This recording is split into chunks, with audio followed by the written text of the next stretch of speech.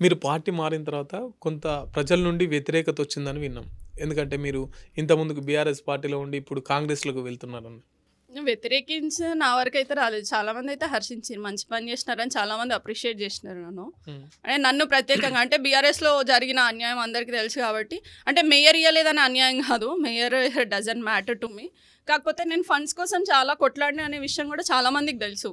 నేను ఈవెన్ కాంగ్రెస్‌లోకి వెళ్ళింది కూడా నాకు పదవి వస్తది ఆశించి వెళ్ళడం ఏమి జరగలేదు. ఒక పాయింట్ ఆఫ్ టైంలో నీకు ఇంత ఫండ్ 38 lakhs 40 lakhs ఫండ్ వస్తది. మేయర్ కావాలా అంటే మేయర్ 1 yearకి చేసేదేముంది? ఫండే తీసుకుందాంలే అని నేను ఆఫర్ ఇచ్చింది కూడా ఉంది. నాకు ఫండే కావాలి అన్న 38 lakhsతో నా డివిజన్‌లో వర్క్స్ కూడా జరిగినాయి. హ్మ్. అంటే మీరు ఏం భరోసా ఇవ్వందే పార్టీ మారారు. భరోసా అంటే తీసుకోవాల్సిన అవసరం ఏం లేదండి. I don't think so it is required. అంటే నాకు భరోసా నాకు డివిజన్‌లో డెవలప్‌మెంట్ కావాలి అని చెప్పాను. కొంతవరకు అయితే అయ్యింది. నేను కాంగ్రెస్‌లోకి వచ్చినాక కొన్ని వర్క్స్ ఉన్నాయి. ఒక్కటి మాత్రం కొంచెం పెండింగ్ పడుతుంది. అంతే తప్పించి నాకేం భరోసా ఇవ్వలేదు ఎవరు. ఎట్లుంది కాంగ్రెస్ ప్రభుత్వం పాలన? అంటే ఇప్పుడు మీరు స్కూల్లో ఉండిపోయి కాలేజ్కి పోయినాక మీకు ఏమనిపిస్తుంది? అబ్బా స్కూలే బాగుండే అనిపిస్తుంది. అవునా కదా? జనరల్గా ఇప్పుడు 10 ఏళ్ళు పరిపాలన చూసిరు కాబట్టి జనాలు అబ్బా బీఆర్ఎస్ఏ బాగుంది అని అనుకుంటున్నారు. కానీ Congress is also doing good. కాకపోతే మీరు కూడా అంటున్నారు కదా బీఆర్ఎస్ బాగుందని మీరు కూడా అనిపిస్తుండే ఇప్పుడు స్కూల్లో చదువుకొని స్కూల్లో ఉన్నంతసేపు ఏమనిపిస్తుంది మనకి?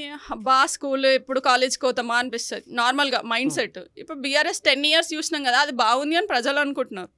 కాకపోతే కాంగ్రెస్ ఎందుకు ప్రజలు ఇంకా ఆహ్వానించలేకపోతున్నారు అంటే కొంచెం టైం పడుతుంది. చాలామంది హైడ్రా వల్ల డిస్టర్బ్ అయినారు అని అట్లా. HYDRAA is a great project. అది చాలామందికి అర్థమవుతలేదు. ఇప్పుడు హైడ్రా వల్ల నష్టం జరుగుతుంది అని ఇప్పుడు చెరువులు పునరుద్ధీకరణ చేస్తున్నారు. అక్కడ ఉండే కాలనీ వాళ్ళంతా హర్షిస్తారు హైడ్రాని. ఎక్కడో ఆదిలాబాద్లోనో కరీంనగర్లోనో ఇంకెక్కడో ప్లేస్లో ఉన్న వాళ్ళందరూ విమర్శిస్తారు. వాళ్ళకి తెలియదు ఇక్కడ ఏం జరుగుతుందని. అది social media stunt and social media game. లేదు అది హైడ్రా అనేది ఒకవేళ బఫర్ జోన్లో ఉన్న ఎఫ్టీఎల్లో ఉన్న అందరి ఇళ్ళు గులగొట్టాలి.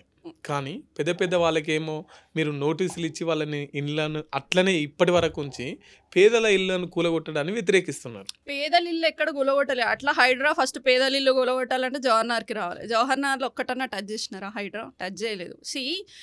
అది అలా చూపిస్తుంది మీడియా, సోషల్ మీడియా స్టంట్స్ అవన్నీ. హైడ్రా వల్ల ఇప్పుడు నల్లకుంట చెరువు ఉంది, బతుకమ్మ కుంట ఉంది, ఇట్లా చాలా చెరువులు పునరుద్ధీకరణ చేస్తారు. ఎక్కడ పేద ప్రజలే చేయలేదు.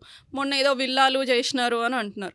ఒక్క దగ్గర తప్పు జరుగుతుంది, పోనీలే వాళ్ళు మనవాళ్ళే అని పక్కన పెడితే రేపు మనది లేక్ సిటీ అండి. హైదరాబాద్ అనేది లేక్ సిటీ. ఇప్పుడు ఎన్ని లేక్స్ ఉన్నాయి చెప్పండి? ఇప్పుడు హైడ్రా 14 to 15 లేక్స్ పునరుద్ధీకరణ చేస్తుంది. అది మంచిది ఫర్ ద అప్కమింగ్ సొసైటీ. ఇప్పుడు వచ్చే న్యూ జనరేషన్కి మనం ఏమి ఇస్తాం యాజ్ అ గిఫ్ట్? నువ్వు ఆస్తులు సంపాదించేయాల్సిన నేచర్ని ఇచ్చేసేయండి.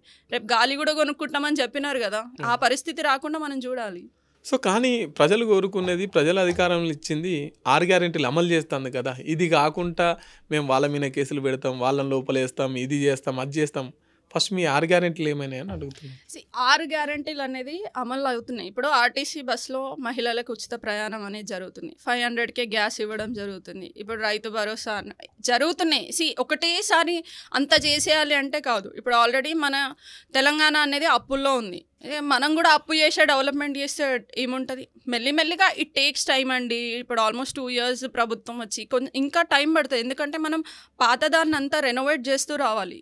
సో దానికి టైం పడుతుంది. సో డెఫినెట్గా కొంచెం మనకు ఓపిక అనేది ఉండాలి. ఏదైతే వాళ్ళు చెప్పినారో ఆల్మోస్ట్ 80% అయితే వాళ్ళు కంప్లీట్ చేయడానికి చూస్తున్నారు. ఇప్పుడు ఇందిరమ్మ ఇల్లు ఇచ్చినారు, మా డివిజన్లో కూడా వచ్చినాయి. ప్రజలు హర్షిస్తున్నారు. అన్నీ ఒకటేసారి కావాలంటే కాదు, ఒకటి మెల్ల చేసుకుంటూ వెళ్తారు. ఓకే, జవహర్ నగర్లో ఇంకేమైనా భూమి మిగిలిందా? అంతా క్లోజ్ చేసి ప్రస్తుతానికి ఉంది. ఎంతవరకు ఉంటుందో తెలియదు. ఈ ఇయర్లో అది కూడా కంప్లీట్ అవుతుందా? చెప్పలేము. అది అంటే ఇప్పటికైతే అంటే హానెస్ట్లీ స్పీకింగ్ ఇప్పుడు రెవెన్యూ చాలా స్ట్రిక్ట్గా ఉందండి, వెరీ స్ట్రిక్ట్. అది ఒకప్పుడు ఒక ఆర్ఐ గారు ఉండే అనమాట.